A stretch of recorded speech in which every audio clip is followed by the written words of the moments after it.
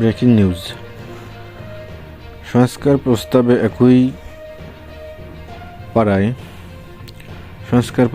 একই পাড়ায় মুক্তিযুদ্ধ ও জুলাই গণঅভ্যুত্থান আনা হয়েছে।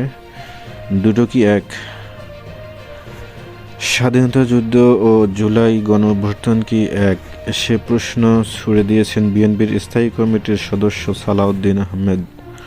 তিনি বলেন, সংস্কার প্রক্রিয়া নিয়ে বলতে গিয়ে বিএনপির এ নেতা বলেছেন, অনেক কিছু সংস্কার প্রস্তাবে আসেনি, আবার অনেক কিছু এসেছে যা অবান্তর।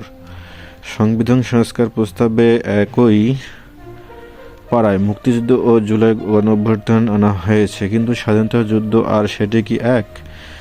বুধবার 29 জুলাই দুপুরে জাতীয় প্রেসক্লাব জুলাই গণঅভ্যুত্থান, গণমাধ্যম ও সাংবাদিকতা শীর্ষক আলোচনা সভায় তিনি একথা বলেন। সালাউদ্দিন আহমেদ বলেন, অন্তর্বর্তী সরকারকে রাজনৈতিক পথে আনতে বেশ কিছু উদ্যোগ নেবে বিএনপি। সেটাকে আন্দোলনও বলতে পারেন, সমালোচনাও বলতে পারেন।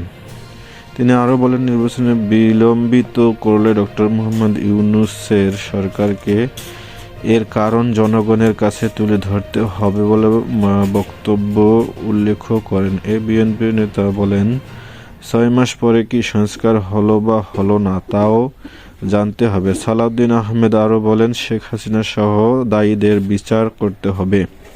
গণহত্যা, মানবতা বিরোধী অপরাধের বিচারের জন্য আওয়ামী লীগকে শাস্তি দেওয়ার কথা কেউ বলছে না। সংগঠনের বিচার নিশ্চিতে কোনো উদ্যোগ নেওয়া হয়নি। ছাত্রদের দল সংগঠনের ইঙ্গিত করে সাবেক যোগাযোগ প্রতিমন্ত্রী বলেন, রাজনৈতিক দল গঠন করতে হলে রাজনৈতিক প্রক্রিয়া আসতে হবে। নির্বাচনে জয়ের জন্য বিভিন্ন অপকৌশল অবলম্বন করলে তা ফ্যাসিবাদের নামান্তর কিনা সে প্রশ্ন তোলেন বিএনপির এই সিনিয়র নেতা।